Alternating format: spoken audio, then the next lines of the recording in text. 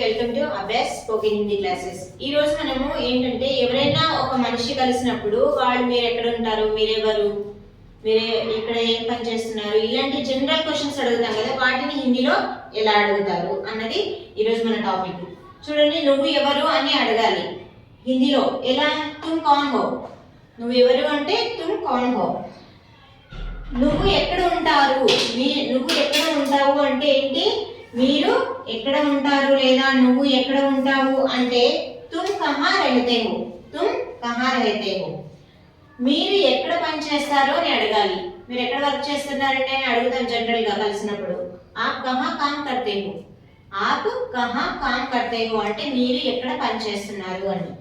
Okay, మీరు ఇక్కడ ఎన్ని సంవత్సరాల నుంచి పని చేస్తున్నారు, మీరు ఎన్నేళ్ళ నుంచి వర్క్ చేస్తున్నారని అంటారు కదా. సో దాన్ని హిందీలో ఎలా అనాలి?